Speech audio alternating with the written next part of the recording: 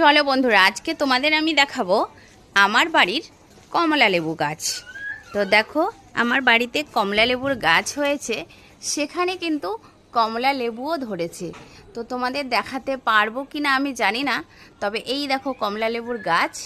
আর আমি কিন্তু কমলা লেবু আমি নিজেই দেখতে পাচ্ছি না, তোমাদের কি করে দেখাবো বলো তো।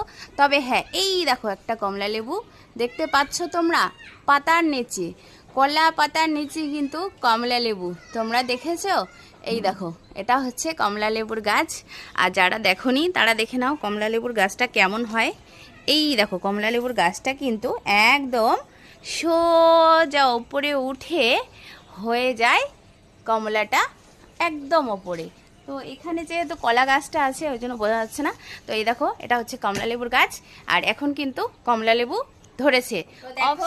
একটা কমলা লেবু কিন্তু হালকা পেকে গিয়ে পড়ে গেছে, দেখেছো? কমলা লেবুটা এবার ছোট একদম সাইজ। তো যাই হোক, গাছের কমলা লেবু খেতে তো ভালো লাগবেই। তো 2 বছর ধরে কমলা লেবু হচ্ছে, কিন্তু কমলা লেবুটা একটু কাঁচা কাঁচা। তো দার্জিলিং এর কমলা লেবুকে আর শিলিগুড়িতে হয়, খুব শক্ত জানো তো বন্ধুরা।